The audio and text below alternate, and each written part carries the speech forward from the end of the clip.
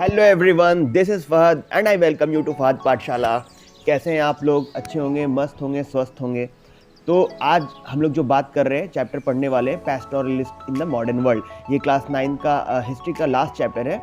और ये जो चैप्टर है ना, पिछला जो चैप्टर पढ़े थे उस चैप्टर से काफ़ी रिलेवेंट है, ठीक है। तो वो चैप्टर में जो अगर आप लोग पढ़े होंगे तो उसका कंसेप्ट पूरा यहाँ पर यूज़ होगा, ठीक है। तो बेसिकली ये चैप्टर क्या है, इस चैप्टर में हम लोग पैस्टोरलिस्ट लोग जो होते हैं उनकी लाइफ के बारे में जानेंगे। इंडिया में उनके लाइफ में क्या इफेक्ट पड़ा ब्रिटिश गवर्नमेंट के आने के बाद, या फिर यूरोपियन पावर जब अफ्रीका में आया तब उनकी लाइफ में क्या इफेक्ट पड़ा, वो हम लोग देखेंगे। फिर उसके बाद उन लोग अपनी लाइफ को किस तरीके से उस प्रॉब्लम से कोप अप किए, वो चीज़ देखेंगे। फिर वो लोग कैसे इस चीज़ को सर्वाइव करते हुए आगे बढ़े। फिर वो लोग अपने डेली लाइवलीहुड को कैसे आगे बढ़ाते थे, किन चीज़ों पे डिपेंडेंट रहते थे और कैसे उन सारे प्रॉब्लम को फेस करके आगे बढ़े। इन सब चीज़ों को हम लोग इस चैप्टर में देखेंगे, ठीक है। अगर आप लोग मेरे चैप्टर को शुरू करने से पहले अगर आप लोग मेरे चैनल पर नए हैं फहद पाठशाला, तो इस चैनल को सब्सक्राइब कर लीजिए and make sure to hit the bell icon. Okay, तो चलिए चैप्टर को शुरू करते हैं। तो ये जो चैप्टर है इसमें हम लोग बेसिकली पढ़ेंगे। अच्छा, ये जो चैप्टर है वन शॉट होगा और बहुत क्विक एंड शॉर्ट एक्सप्लेनेशन होगा। तो आप लोग इस चैप्टर में इन तक बने रहिए और इस चैप्टर में जो भी बातें बताई गई है क्लास 9 एनसीईआरटी के हिस्ट्री के टॉपिक के हिसाब से, वो सारा चीज़ आप लोग तक अवेलेबल हो जाएगा, ठीक है। तो इन तक बने रहिए। तो ये जो चैप्टर है पैस्टोरलिस्ट, इसके बारे में इसमें हम लोग ये देखेंगे कि ये जो चैप्टर है में कि नोमैडिक लोग जो होते हैं, नोमैडिक कौन लोग होते हैं? नोमैडिक पैस्टोरलिस्ट वो लोग होते हैं जो एक जगह से दूसरे जगह जाते आते हैं, उनका जगह घर फिक्स नहीं होता है, ठीक है। और वो लोग अपने जानवर को लेकर के इधर से उधर जाते हैं। और मकसद क्या होता है कि वो जब जानवर को लेकर के एक जगह से दूसरी जगह जाते हैं तो जानवर को ग्रेजिंग लैंड मिल पाए, जानवर को चरने के लिए ज़मीन मिल पाए, घास मिल पाए। और वो घास एक जगह तो फिक्स रहेगा नहीं, एक जगह ख़त्म हो जाएगा, फिर आगे बढ़ेंगे, फिर ख़त्म होगा, फिर आगे बढ़ेंगे। तो ये उनका जगह से जगह बदलता रहता है, ठीक है। इसलिए उनको नोमैड्स बोला गया, उनका जगह फिक्स नहीं होता है, ठीक है। तो ये इनकी कहानी होती है शॉर्टकट में। और ये बेसिकली अपने लाइफ को कैसे सस्टेन करते हैं, तो जानवर को जब लेके जाते हैं इधर से उधर तो जानवर को सेल करते हैं, जानवर के मीट, जानवर के स्किन को सेल करते हैं।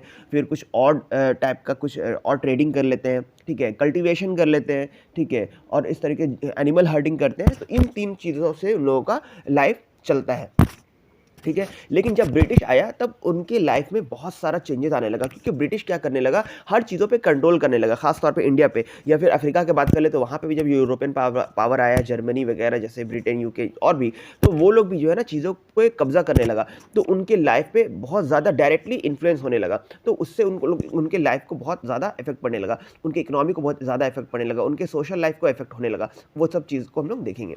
अब बात करते हैं कि पैस्टोरलिस्ट लोग जो होते हैं उनका जो मूवमेंट होता है वो किन चीज़ों पे डिपेंड करता है बेसिकली।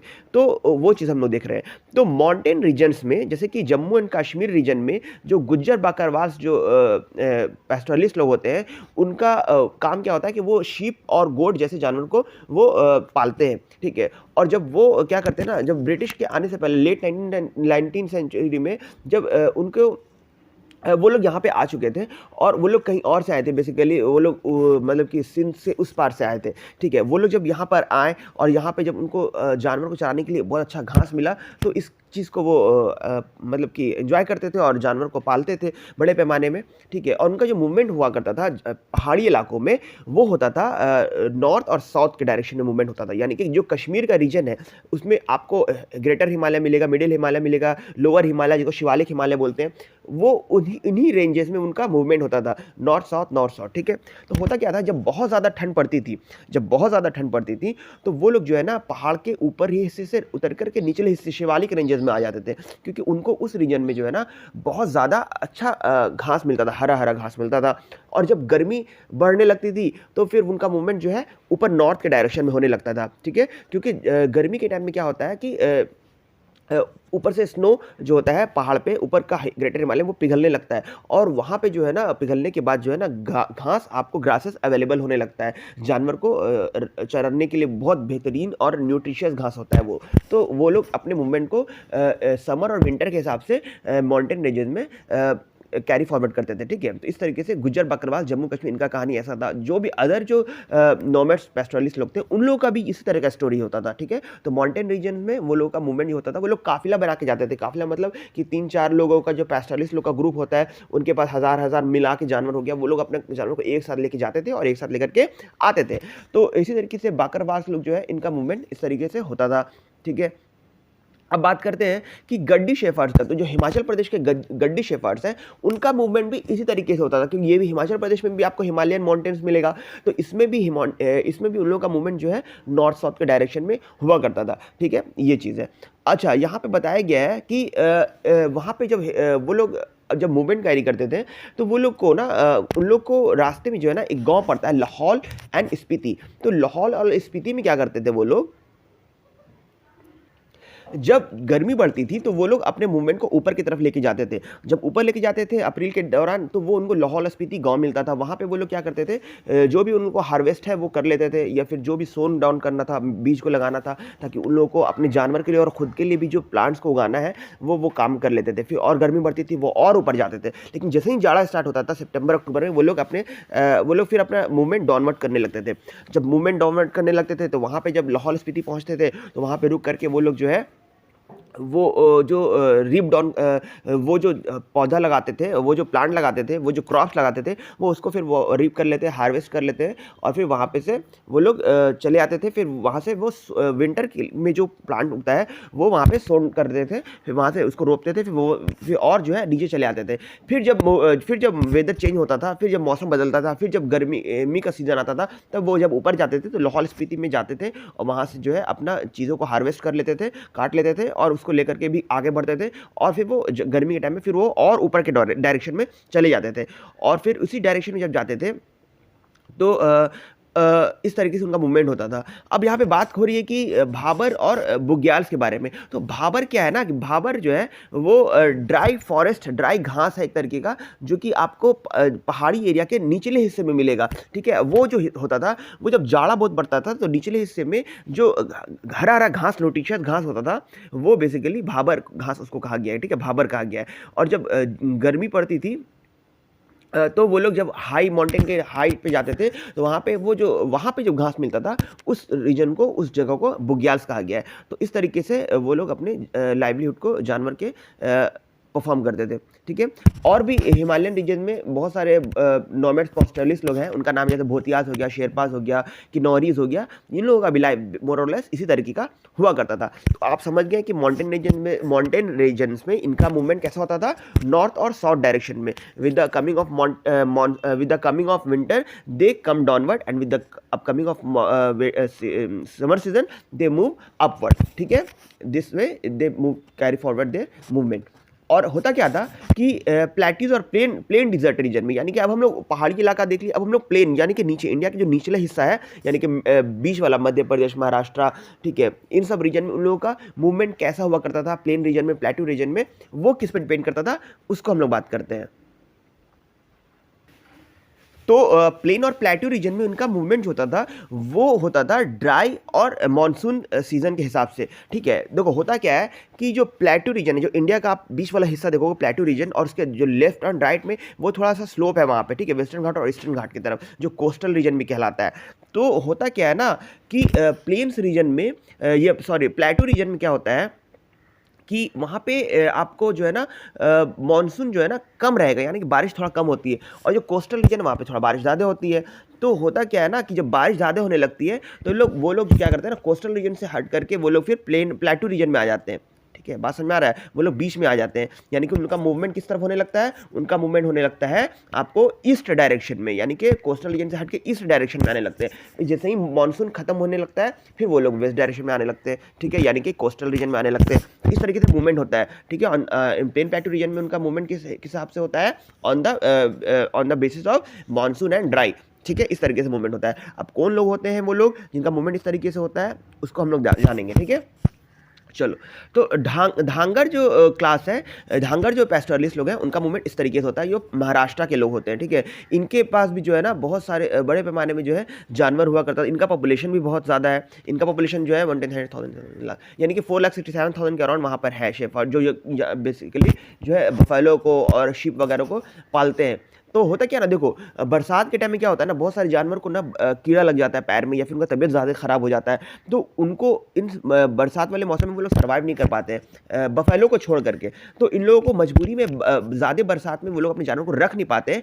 तो इसलिए जहाँ पे बारिश कम होने लगती है, यानी कि सेंट्रल रीजन में बारिश कम होती है, कोस्टल रीजन में ज़्यादा बारिश होती है, तो इस वजह से उन लोग इस डायरेक्शन में मूव कर जाते हैं। ठीक है, ये चीज़ है। और सेमी एरिड रीजन जो है वहाँ पे लो रेनफॉल होता है, और वहाँ पे हालांकि सॉयल भी पुअर होता है, लेकिन इतना भी पुअर नहीं होता है कि उसमें बाजरा जैसा क्रॉप्स ना ग्रो कर पाए। यानी कि वहाँ पे पुअर सॉयल होता है सेंट्रल रीजन में। जब बारिश वहाँ पे कम होती है तो वो बारिश कोस्टल रीजन में ज़्यादा होती है और मिडल रीजन में कम होती है, यानी कि सेंट्रल रीजन में। तो वहाँ पे सेमी एरिड रीजन होता है, यानी कि बारिश कम होती है, तो वो लोग रेनफॉल कम होता है, इसलिए वो लोग वहाँ पे चले आते हैं और वहाँ पे जानवर को जो है वहाँ की मिट्टी पे बाजरा वगैरह जैसा क्रॉप ग्रो करके अपना भी गुजारा वहाँ पे कर लेते हैं। ठीक है, फिर जैसे ही बारिश का मौसम ख़त्म होने लगता है अक्टूबर जैसा रीजन में, तो वहाँ पे वो लोग फिर जो है अपने आप को फिर कोंकण रीजन, कोंकण कोस्ट, यानी कि फिर कोस्टल रीजन में वो लोग यानी कि वेस्ट डायरेक्शन में फिर से मूव करने लगते हैं। ठीक है, और 1 मंथ लग जाता है उन लोग को इस डायरेक्शन उस डायरेक्शन में जाने में, और इस तरीके से उन लोगों का मूवमेंट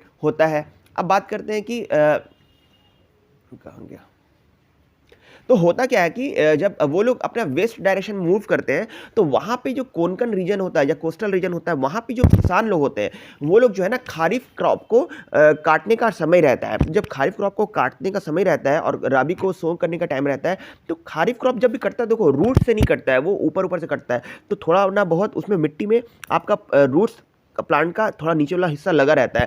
तो वो जब जानवर आते हैं तो वो कोंकणी पीजेंट क्या करते हैं, उनका वेलकम करते हैं कि वो लोग जब आते हैं तो उनको उनकी ज़मीन को क्लियर कर देता है। वो जानवर उनकी ज़मीन पे रहता है, चरता है, और वो जो रूट से उनको वो जो प्लांट होता है उसको ख़त्म कर देता है, चर करके, मतलब खाप करके, ग्रेजिंग करके।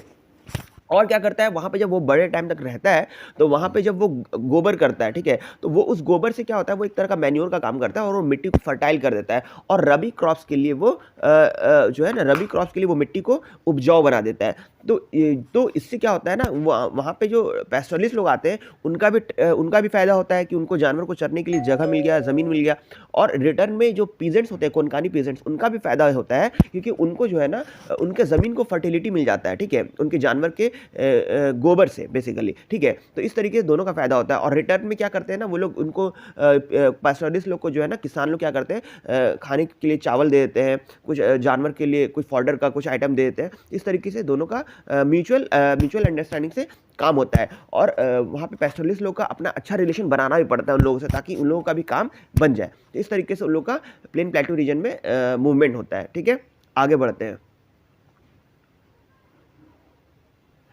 तो यहाँ पे कुरुमास और कुरुबास जो है ना, वो लोग भी एक पैस्टोरलिस्ट लोग हैं जो कि शीप और गोट का रेयरिंग करते हैं, और उनका भी इस तरीके से मूवमेंट होता है। लेकिन वो लोग जो होते हैं ना, वो लोग कुछ एक्स्ट्रा भी काम करते हैं, जैसे कि जो है ना लकड़ी का कुछ कल्टीवेशन का काम कर लेते हैं। ठीक है, कुछ जो है वो कुछ ट्रेड का काम कर लेते हैं। ठीक है, जानवर के कहने का मतलब है वूल को बेचना, या फिर उसके मिल्क का जो है ट्रेडिंग कर लेते हैं। तो इस तरीके से उनका भी लाइफ सस्टेन करता है। ठीक है, और बात करते हैं कि वो लोग बफेलो का मूवमेंट को थोड़ा रिस्ट्रिक्शन होता है, क्योंकि देखो बफेलो क्या होता है ना, बरसात में सर्वाइव कर जाता है, तो वो लोग वहाँ पे सस्टेन कर लेते हैं। लेकिन जो शीप और गोट का मूवमेंट होता है उसमें उन लोगों को मजबूरी में इधर से उधर लेके जाना पड़ता है। ठीक है, लेकिन बफेलो के साथ ऐसा नहीं होता है। अच्छा, एक और है बंजारास कम्युनिटी है, जो कि ये लोग भी पैस्टोरलिस्ट हैं, ये भी अपने जानवरों को चराते हैं। ये आपको राजस्थान, पंजाब, उत्तर प्रदेश, मध्य प्रदेश, महाराष्ट्र, इन जैसे रीजन में मिल जाएंगे। इनका मूवमेंट भी इसी तरीके से होता है। ठीक है, आगे बढ़ते हैं। अच्छा, राजस्थान रीजन में एक और पैस्टोरलिस्ट कम्युनिटी है जिसको बोलते हैं रायकाज। तो ये लोग के बारे में कहानी ये है कि ये लोग जब बेसिकली ये लोग भी अपने जानवर को, कैमल को जब रेयरिंग करते हैं, तो वो लोग, अच्छा, एक रायकाज को भी 2 पार्ट में बांटा गया है। मारू करके एक है, एक मारू नहीं है। तो मारू किनको कहा गया है, वो रायका कम्युनिटी जो कि कैमल का कैमल को पालते हैं और उनसे उनको लेके चलते हैं, तो उनको मारू कहते हैं, ठीक है। वो राय का एक कम्युनिटी का होता है, वो जो राजस्थान में बीकानेर, जैसलमेर, ये सब रीजन में ये लोग पाए जाते हैं। तो ठीक है, तो इनका मूवमेंट भी होता रहता है क्योंकि वहाँ पे क्या होता है ना, ज़मीन राजस्थान में बहुत सूखा है, वहाँ पे आपको घास मिलेगा नहीं, तो उन लोग अपने घास की तलाश में जानवर को इधर से उधर लंबे लंबे सफ़र तक करते हैं, कैरी करते हैं।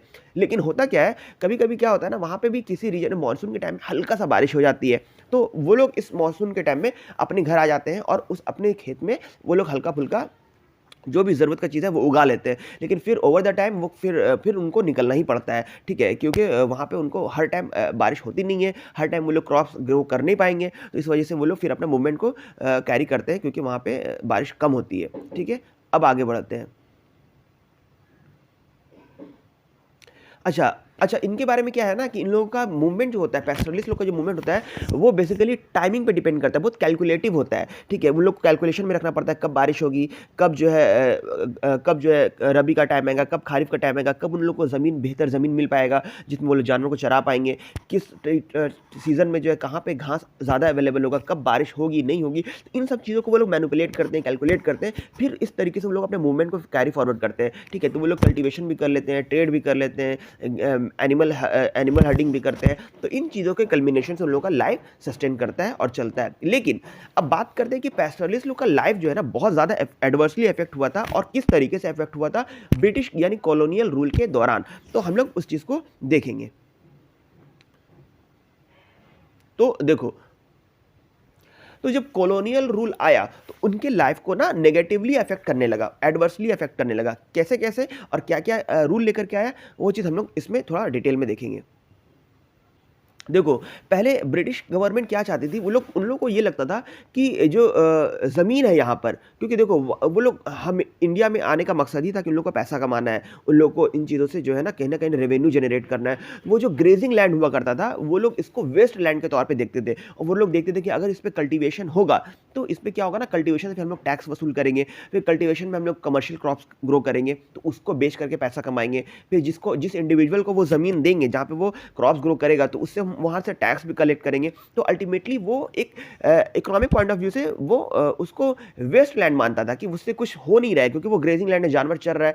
तो कहने का मतलब है इस तरीके से वो लोग पैस्टोरलिस्ट कम्युनिटी को इससे रोकना चाहते थे और उस वेस्ट लैंड को कल्टीवेशन लैंड में कन्वर्ट करना चाहते थे, ठीक है। तो ये था, तो वो लोग एक रूल लेकर के आया, कानून लेकर के आया, वेस्ट लैंड रूल, जिसके तहत जो है जितने भी ग्रेजिंग लैंड था उसको वो लोग जो है किसी ना किसी इंडिविजुअल को देने लगा, और उस पर अपना कॉन्ट्रैक्टर बैठा के कंट्रोल लेने लगा, और उस पर कल्टीवेशन करने लगा कमर्शियल क्रॉप्स ग्रो करने के लिए, और जो है उसको इंडिविजुअल को दे करके उससे टैक्स कलेक्ट करने का मकसद जनरेट हुआ। तो इस तरीके से जो है वो पैस्टोरलिस्ट लोग को डायरेक्टली अफेक्ट करने लगा। दूसरा जो था वो था फॉरेस्ट एक्ट लेकर के आया। फॉरेस्ट एक्ट के तहत क्या था कि जो पैस्टोरलिस्ट लोग क्या होते थे ना, वो लोग जब शिफ्टिंग कल्टीवेशन करते थे तो वो लोग बेसिकली जंगल एरिया में जाते थे, और दूसरी बात ये था कि फॉरेस्ट एरिया में भी वो लोग जाते थे, फॉरेस्ट एरिया के आसपास वो लोग रहते भी थे, क्योंकि उन लोगों को वहाँ पे जो है ना ग्रेजिंग लैंड बड़े पैमाने में मिल जाता था। तो ब्रिटिश क्या कर रहा था, या कि यूरोपियन पावर, जो कॉलोनियल गवर्नमेंट कह लो, वो लोग उनके मूवमेंट को रिस्ट्रिक्ट कर रहा था, यानी कि उनको मूवमेंट को जंगल एरिया में जाने से रोक रहा था, क्योंकि वो लोग का ये मानना था कि फॉरेस्ट में पहली बात तो यह कि फॉरेस्ट एक्ट के तहत वो लोग क्या किया था ना कि फॉरेस्ट को 3 पार्ट में बांट दिया था, protected, reserve and this village forest, जिसके तहत जो है ना रिजर्व फॉरेस्ट में, प्रोटेक्टेड फॉरेस्ट में उन लोगों की एंट्री को रोक दिया गया, प्रोहिबिटेड कर दिया गया, ताकि उन लोग का, ब्रिटिशर्स लोग का ये मानना था कि जंगल जो है ना, जंगल वो में ऐसा लकड़ी होता है जो कि बहुत इकोनॉमिक पॉइंट ऑफ व्यू से बहुत ज़्यादा, जैसे डिओदार हो गया, साल हो गया, ये सब बहुत ज़्यादा लकड़ी जो है ना फर्नीचर या फिर रेलवे एक्सपेंशन के लिए काम आएगा, स्लीपर्स बनाने के लिए। और ये लकड़ी का पेड़ अगर छोटा रहेगा, सैपलिंग्स रहेगा, ये जानवर जब उसको चर जाएंगे, खा जाएंगे, तो फिर ये बड़ा हो नहीं पाएगा। पेड़ जब बड़ा नहीं हो पाएगा तो इसमें इकोनॉमिकली फ़ायदा नहीं हो पाएगा, ठीक है। और ये जानवर क्या को जब पाल लेते हैं, लेके जाते हैं जंगल में, तो वो लोग खुद भी रहते हैं, हंटिंग करते हैं, और फिर मतलब इन लोग को ये चीज़ इकोनॉमिक पॉइंट ऑफ व्यू से बाधा लगता था कि ये लोग आएंगे तो एक तरीके से बाधा हो जाएगा, हम लोग के इकोनॉमिकली जंगल से हम लोग बेहतर तरीके से, इफ़िशिएंट तरीके से हम लोग कमा नहीं पाएंगे। तो इस वजह से उन लोग का मूवमेंट को रिस्ट्रिक्ट कर दिया गया, और वो लोगों को ये बोल दिया गया कि अब आप लोग जंगल में अब आ नहीं सकते हैं, अब आप लोग रिजर्व प्रोटेक्टेड फॉरेस्ट में आ नहीं सकते हैं। अब सिर्फ विलेज फॉरेस्ट में उन लोगों को अलाउ था जाना। अब विलेज फॉरेस्ट में इस तरीके का पेड़ भी नहीं था कि जो इकोनॉमिक जो कि वो लोग लकड़ी काट के वो लोग खुद भी कुछ ट्रेड कर पाए या फिर ज़्यादा से ज़्यादा जानवरों को चरा पाए और शिफ्टिंग कल्टीवेशन कर पाए। तो इस तरीके से जो है ना फॉरेस्ट एक्ट भी ला करके उन लोगों के मूवमेंट को रिस्ट्रिक्ट किया गया। ठीक है, तीसरा जो कॉलोनियल गवर्नमेंट ले करके आया था वो था, कहाँ गया, तो उनके मूवमेंट को जो है रेस्ट्रिक्ट किया गया। इवन अगर उनको जाने भी मिलता था तो उन लोगों को परमिशन लेके परमिट लेके जाना मिलता था और उन लोगों को उसके लिए टैक्स भी देना पड़ता था और उन लोगों को टाइम पीरियड स्पेसिफाई किया जाता था कि आपको इतने टाइम पीरियड में हो करके आ जाना है। अगर आप उससे ज़्यादा टाइम एक्सीड करेंगे तो आपको फाइन भी देना पड़ेगा और आपको पेनल्टी भी लगेगा और आपको मतलब आपको सज़ा भी मिल सकती है इस तरीके से। और तीसरा जो है वो क्या कानून लेकर के आया था, वो लेकर के आया था criminal tribes act. Criminal tribes act 1871 में ब्रिटिश गवर्नमेंट लेकर के आया था। इसमें क्या था कि ब्रिटिश क्या चाहता था, ब्रिटिश क्या मानता था, ये जो ट्राइबल कम्युनिटी के लोग होते हैं जिनका मूवमेंट इधर से उधर होता है और उनके मूवमेंट और उसके अलावा भी जो लोग होते हैं जैसे क्राफ्टमैन हो गए, ट्रेडर हो गए, जो भी प्रेजेंट्स हो गए, जो जो अपने मूवमेंट को इधर से उधर करते थे फॉर एनी रीज़न। ठीक है, बेसिकली वो लोग अपने कमाने के लिए ही करते थे। तो इनको वो लोग क्रिमिनल के तौर पे देखता था क्योंकि वो लोग को ये मानना था कि ये लोग का जगह फिक्स नहीं होता है और ये लोग कुछ भी करके कहीं भी चले जाएंगे तो इन लोग को पकड़ना मुश्किल हो जाएगा। तो इसलिए एक जो क्रिमिनल ट्राइब एक्ट 1871 में ला करके इन लोगों को एक क्रिमिनल के कैटेगरी में डाल दिया गया और कहा गया कि आप लोग अपने मूवमेंट को रिस्ट्रिक्ट कीजिए, एक जगह पर रहिए। अगर मूवमेंट कीजिएगा तो आप लोग, अगर जो इस फैमिली में बिलोंग करता है या फिर जो इस फैमिली में पैदा हो या जो इस कम्युनिटी में पैदा होगा, वो सब लोग क्रिमिनल के कैटेगरी में आ जाएंगे। और क्योंकि वो लोग इनके मूवमेंट को रिस्ट्रिक्ट करना चाहता था और ब्रिटिशर्स का ये मानना था कि वो लोग जो भी खेती करते हैं, शिफ्टिंग कल्टीवेशन करते हैं इधर से उधर जा करके, अगर वो लोग एक पर्टिकुलर रीजन में एक पर्टिकुलर जगह पे रह करके करेंगे तो उससे क्या होगा कि वो उस रीजन में हर ज़मीन से वो लोग टैक्स वसूलना चाहता था और वो अगर इस रीजन पर्टिकुलर रीजन में रहेंगे और वहाँ पे रह के खेती करेंगे तो उससे आराम से टैक्स वसूल किया जा सकता है। लेकिन अगर वो लोग का मूवमेंट होगा तो उससे उन लोग उनके बारे में जान नहीं पाएगा, उनके चीज़ों को, एक्टिविटी को कंट्रोल नहीं कर पाएगा। इस वजह से उन लोगों को क्रिमिनल ट्राइब एक्ट के तहत क्रिमिनल घोषित करवा दिया गया और पुलिस उनके नज़र रखती थी, उनके मूवमेंट पर नज़र रखती थी और उनके मूवमेंट को रिस्ट्रिक्ट करवा रही थी। तो ये भी इनके लिए नेगेटिवली अफेक्ट किया। जो चौथा चीज़ था वो था टैक्सेशन सिस्टम। ब्रिटिश चाहता था कि उन लोग के ऊपर टैक्स लगाया जाए। जिस तरीके से सॉल्ट टैक्स लगा, फिर ट्रेड गुड्स टैक्स लगा, हर एक चीज़ पर टैक्स लगाया जा रहा था। इस तरीके से ब्रिटिश का ये मानना था कि इन लोग अगर एक जगह पे रह के रहेंगे और एक जगह पे रह के खेती करेंगे तो उन पे हम टैक्स लगा सकते हैं और टैक्स वसूल कर सकते हैं। लेकिन अगर मूवमेंट इनका एक जगह से दूसरी जगह होने लगेगा, तीसरी जगह होने लगेगा, तो इनके मूवमेंट से इनके बारे में पता करना मुश्किल हो जाएगा और इनसे टैक्स वसूल भी नहीं कर पाएंगे। तो इस तरीके से जो ब्रिटिश अपने प्रॉफिट को बढ़ाने के लिए और क्या करने लगा, जो है इन लोगों की जगह को, इन लोगों के मूवमेंट को रिस्ट्रिक्ट कर दिया और इन लोगों के जो ग्रेजिंग लैंड था वो भी रिस्ट्रिक्ट कर दिया कि आप इतना जगह पे ही अपने जानवरों को रख सकते हैं, ग्रेजिंग कर सकते हैं। और ऐसा जगह पे करवाता था ग्रेजिंग जहाँ पे बेहतर से बेहतर पास्चर अवेलेबल नहीं होता था, यानी कि वहाँ का घास उतना बढ़िया होता नहीं था जिसपे ग्रेजिंग किया जा सके। ठीक है, और उन लोगों को एक पर्टिकुलर जगह दे दिया जाता था जहाँ पे आप खेती करो और उस जगह से उन लोग से टैक्स भी वसूला जाता था। तो इस तरीके से हम ये देख सकते हैं कि आप जो है ना, उन ब्रिटिशर्स क्या कर रहे थे, उनकी ज़मीन, उनके मूवमेंट को रिस्ट्रिक्ट करके उनसे पैसा भी कमा रहे थे और उनके लाइफ को एडवर्सली अफेक्ट भी कर रहे थे इन चारों चीज़ों से। तो क्या क्या चीज़ था, तो हम लोग क्या क्या देखें कि क्रिमिनल ट्राइब एक्ट लेकर के आया गया, फिर टैक्स लेकर के आया गया, फिर फॉरेस्ट एक्ट लेकर के आए, फिर जो है इस तरीके से जो है चीज़ों को चीज़ों को 4 स्टेप में जो है ब्रिटिश गवर्नमेंट क्या करने लगा, इनके जो है फिर वेस्टलैंड रूल लेकर के आए। इन सब चीज़ों से उनके लाइफ को बहुत बुरी तरीके से एडवर्सली अफेक्ट करने लगा। ठीक है, अब आगे बढ़ते हैं। हाँ, तो अब जो नेक्स्ट टॉपिक है वो है कि how did these changes affect the life of the pastoralist. तो कहने का मतलब है कि बेसिकली ये जो ना भी कानून लेकर के आया था ब्रिटिशर्स, ये इनके लाइफ को, पैस्टोरलिस्ट के लाइफ को नेगेटिवली अफेक्ट कर रहा था। तो अब नेगेटिवली अफेक्ट कर रहा था तो क्या रहा था, तो बेसिकली हो क्या रहा है, ये रहा था कि उनका उनका ग्रेजिंग लैंड था, जानवर का जो ग्रेजिंग लैंड था जिसमें घास अवेलेबल था, पैस्चर्स अवेलेबल था उनको चरने के लिए, वो अब श्रिंक कर गया था, वो अब छोटा हो गया था क्योंकि अब उनके मूवमेंट को रिस्ट्रिक्ट कर दिया गया था। तो अब जगह कम थी उनको अपने जानवर को चराने के लिए। तो अब जाहिर सी बात है, अब जगह कम है, उसी जगह में उतने नंबर ऑफ जानवर को अगर ग्रेजिंग करवाएंगे तो घास जल्दी खत्म हो जाएगा। लेकिन जो घास को उगाने का जो प्रोसेस है वो तो अपना टाइम पे उगेगा, तो उससे क्या होता है ना, घास का क्वालिटी भी रिड्यूस हो जाएगा। जब घास का क्वालिटी रिड्यूस हो जाएगा, एक तो जगह श्रिंक कर गया, पेस्टल लैंड डिक्रीज कर गया, फिर ओवर द टाइम जो है ग्रेजिंग का जो घास का जो क्वालिटी था वो डिक्रीज कर गया। वो जब डिक्रीज कर जाएगा उसका क्वालिटी, तो जानवर को खाने के लिए ज़्यादा तादाद में अवेलेबल नहीं होगा पेस्टल। जब ज़्यादा अवेलेबल नहीं होगा तो जानवर का क्वांटिटी रिड्यूस होने लगा, जानवर मरने लगे, जानवर का क्वांटिटी सबको घटने लगा। फिर लोग जो है इकोनॉमिकली उतना बेहतर नहीं थे अब पहले से, अब और इकोनॉमिकली उनका जो है ख़राब हो गया उनका इकोनॉमी। जिस तरीके से वो लोग जो है चाहे तो जानवर मर गया या जानवर का जो अमाउंट था वो रिड्यूस कर लिए, ठीक है। बहुत लोग जो है ना अपने नोमैडिक लाइफ को जो है धीरे धीरे करके उनका नोमैडिक लाइफ जो है ना ख़राब होने लगा।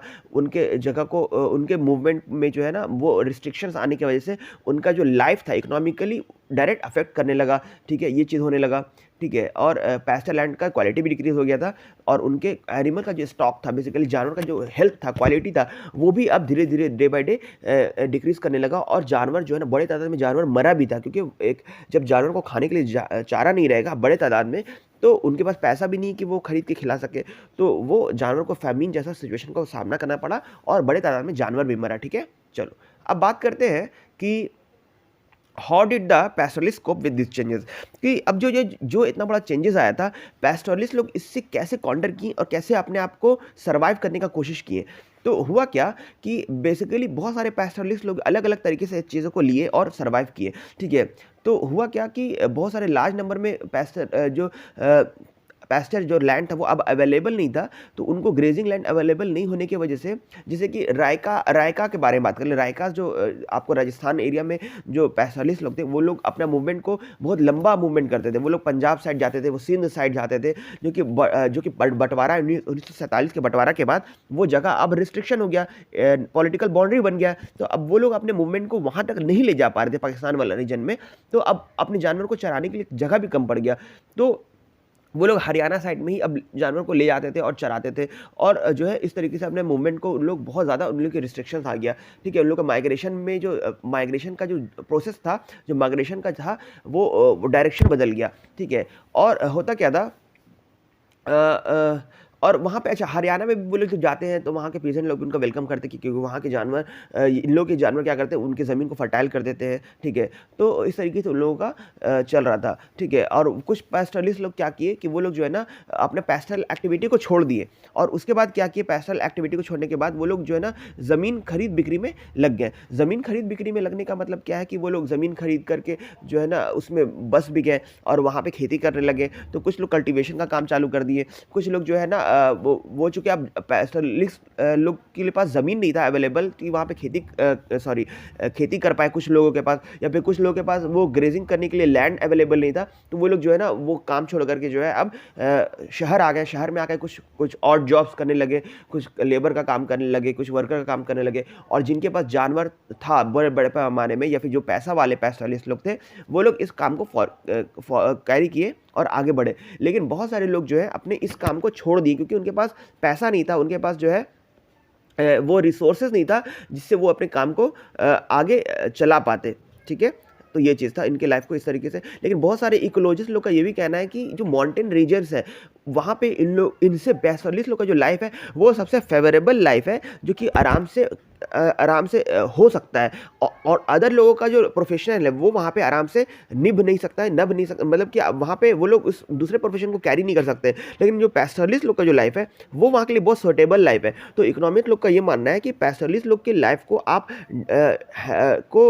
मतलब इन्फ्लुएंस नहीं कर सकते, आप उसके लाइफ में इंटरफेयर करके उनके लाइफ को बदलने की कोशिश अगर करेंगी, गवर्नमेंट अगर करेगी, तो कहीं ना कहीं वो नुकसान हो जाएगा। क्योंकि पहाड़ी इलाका में या फिर इस तरह के इलाका में जो है ना, जंगल इलाका में, ये पैस्टोरलिस्ट लाइफ जो है बेस्ट फॉर्म ऑफ लाइफ है, ठीक है। अब आगे बढ़ते हैं। अब हम लोग बात कर रहे हैं कि पैस्टोरलिज्म इन अफ्रीका। तो अफ्रीका एक ऐसा देश है, जैसे इंडिया देश में पैस्टोरलिस्ट एक्टिविटी बहुत ज़्यादा होता है, इसी तरीके से अफ्रीका जो कंटिनेंट है वहाँ पे पैस्टोरलिस्ट एक्टिविटी बहुत ज़्यादा होता था। वहाँ पे लगभग 2-2.5 करोड़ लोग, यानी कि 22 मिलियन लोग जो है, अफ्रीकन लोग जो है, इस तरीके से अपना लाइफ को सस्टेन करते थे, लाइवलीहुड कैरी करते थे। जैसे वहाँ पर बहुत सारे पैस्टोरलिस्ट ग्रुप हैं, जैसे कि बिडोनिस है, बारबस है, मसाई है, सोमाली है, बोरान है, तुर्काना है। ये सब जो है वहाँ के फेमस कम्युनिटीज़ हैं जो पैस्टोरल एक्टिविटी को कैरी करते हैं।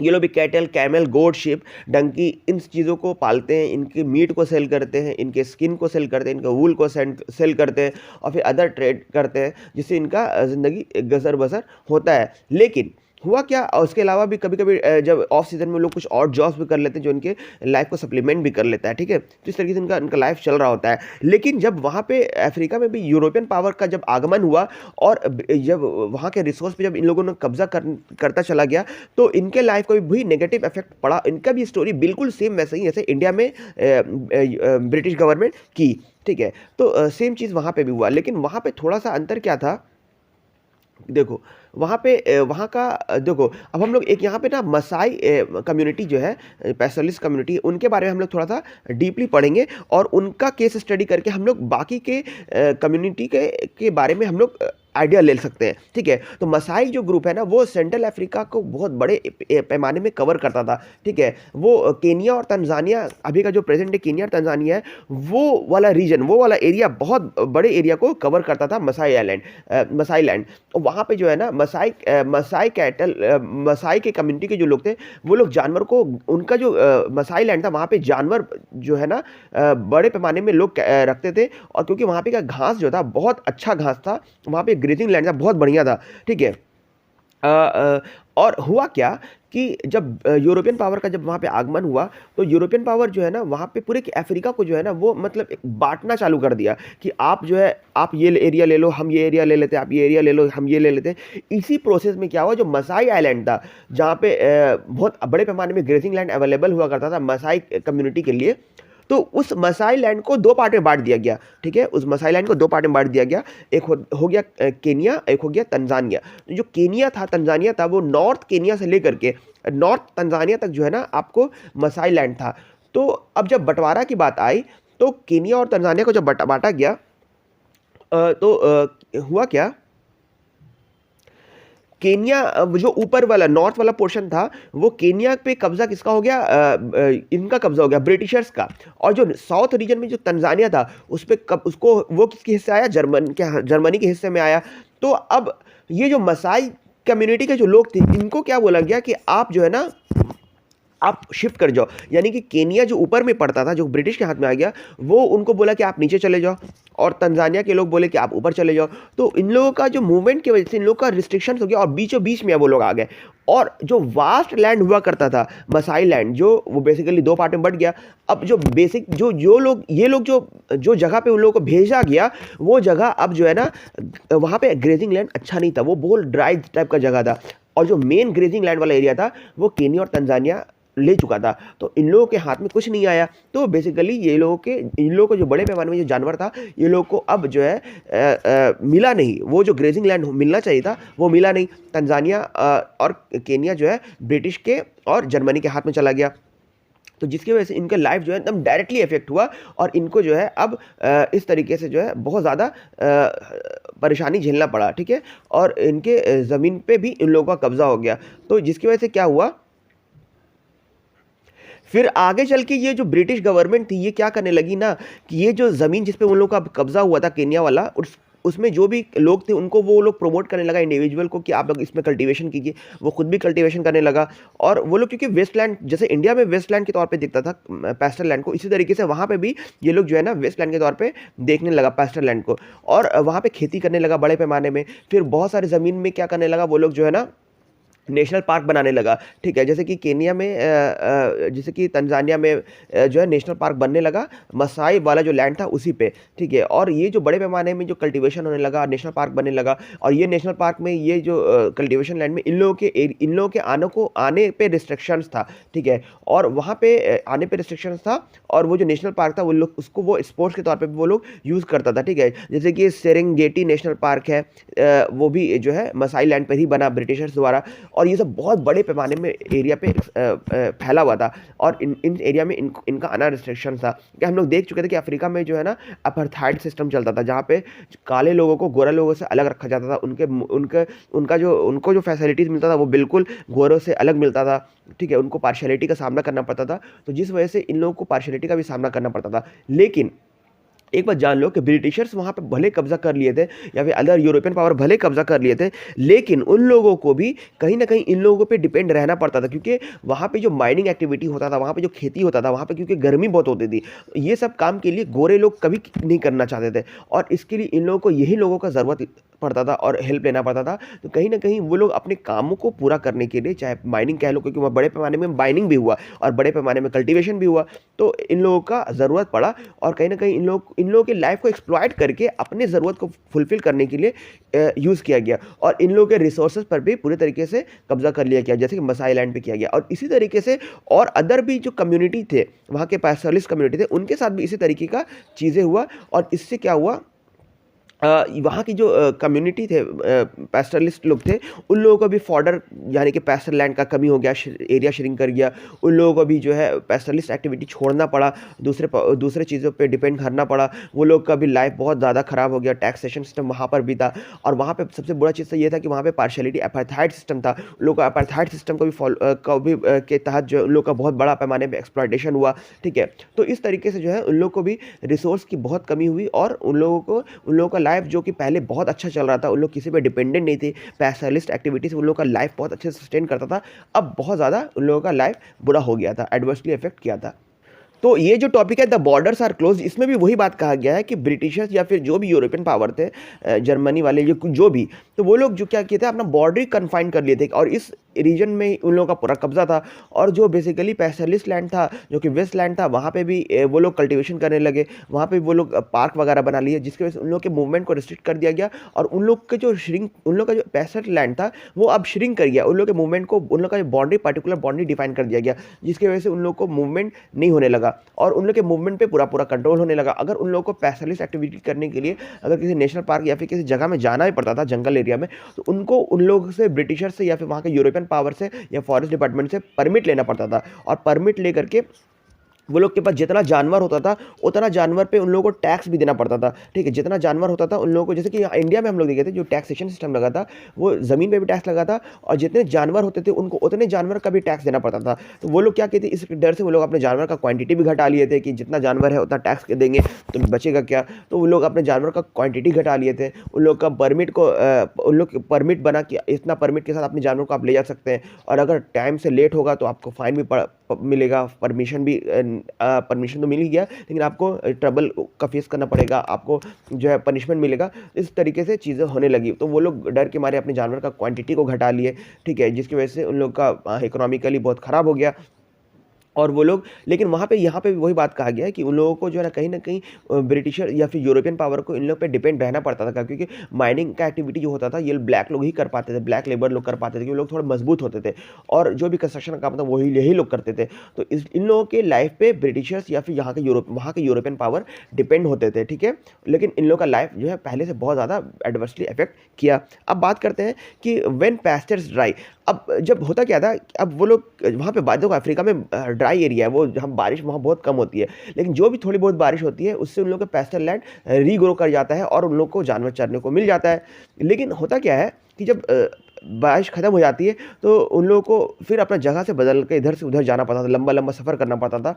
लेकिन अब चूँकि वहाँ पे अब उन लोग के मूवमेंट को रिस्ट्रिक्ट कर दिया गया है, तो फिर वही बात है कि उन लोगों को ग्रेसिंग लैंड मिलता नहीं था, और जिसकी वजह से अल्टीमेटली उन लोगों को नुकसान क्या हुआ कि अब चूँकि पहले मूवमेंट अलाउ था, तो वो लोग कहीं न कहीं अपने पैस्चर लैंड को तलाश कर लेते थे, और उनका जानवर सर्वाइव करता था, वो लोग सर्वाइव करते थे, और उनका लाइफ चल रहा होता था। लेकिन चूँकि अब मूवमेंट को रिस्ट्रिक्ट कर दिया गया है, और जो बेस्ट ग्रेजिंग लैंड था उस पे उन लोग कब्जा कर लिया, अपना कल्टीवेशन करने लगा, पार्क डेवलप कर लिया, तो उन लोगों को जो हाथ में आया वो बेसिकली एकदम वेस्ट लैंड आया, जो कि वहाँ पे ग्रेजिंग लैंड हुआ भी, मतलब कोई खास घास रहता भी नहीं था, जिसकी वजह से उन लोगों का जो तादाद था वो जानवर का 1933 से 34 के बीच में जो है आधा हो गया, मतलब कि 7 लाख, 8 लाख, 9 लाख का जो तादाद में डंकी, शीप और कैटर हुआ करता था, वो अब बिल्कुल आधा हो गया 1 से 1.5 साल के अंदर, जिसमें वजह था कि एनिमल बहुत बड़े पैमाने में डाई कर चुका था। मसाई लैंड के बारे में बात करते हैं, मसाई कम्युनिटी के बारे में, जिसकी वजह से उन लोगों का जो है ना अल्टीमेटली पैस्टरलिस्ट लोगों का जो कैटल था, जानवर था, वो बहुत बड़े पैमाने में डिक्लाइन किया, खत्म हो गया, ठीक है, ये था। तो अब हम लोग बात करते हैं कि ये जो ब्रिटिशर्स या फिर यूरोपियन पावर का जो जो हरकत हो रहा था अफ्रीका में, इससे वहाँ के पैस्टोरलिस्ट लोगों को तो नेगेटिवली अफेक्ट हो रहा था, लेकिन कुछ पैस्टोरलिस्ट लोग ऐसे भी थे जिनको उसका असर उतना नहीं पड़ा। देखो, क्योंकि होता क्या है ना कि सोसाइटी में बहुत लोग अमीर होते हैं, गरीब होते हैं, कोई पावरफुल होते हैं, कोई कम पावरफुल होते हैं, और जो सिचुएशन कैलामिटीज़ आता है तो उसमें जो थोड़ा जिनके पास रहता है रिसोर्सेज वो सर्वाइव कर जाते हैं, जिनके पास रिसोर्सेज कम रहता है वो सर्वाइव नहीं कर पाते हैं। तो सेम कहानी यहाँ पे हुआ कि पैसा, अच्छा, कॉलोनियल पावर के आने से पहले वहाँ के जो मसाई के जो कम्युनिटी थे, वो बेसिकली दो दो सोशल ग्रुप्स में डिवाइडेड थे। एल्डर्स सोशल कैटेगरीज में डिवाइडेड थे, एल्डर्स एंड वॉरियर्स। एल्डर्स उनको कहा गया है जो जवान होते थे, और उनका काम क्या होता था कि उनका काम क्या होता था, सॉरी, एल्डर्स वो जवान नहीं होते थे, एल्डर्स बेसिकली जो बूढ़े लोग होते थे, और वो लोग सीनियर लोग होते थे। उनका काम ये होता था कि वो टाइम टू टाइम जो है ना लोगों का मीटिंग करना, और वहाँ का जो भी डिस्प्यूट होता था उसको सॉर्ट आउट करना, और कम्युनिटी में कोई ज़रूरत की बात है, कोई कुछ ऐसा मुद्दा है जिस पे चर्चा करना है, तो वो लोग इन चीज़ों को देखते थे। और जो वॉरियर्स होते थे वो लोग यंग लोग होते थे, और उनका काम क्या होता था कि कम्युनिटी को प्रोटेक्ट करना, बाहर के कोई लोगों से कम्युनिटी को प्रोटेक्ट करना।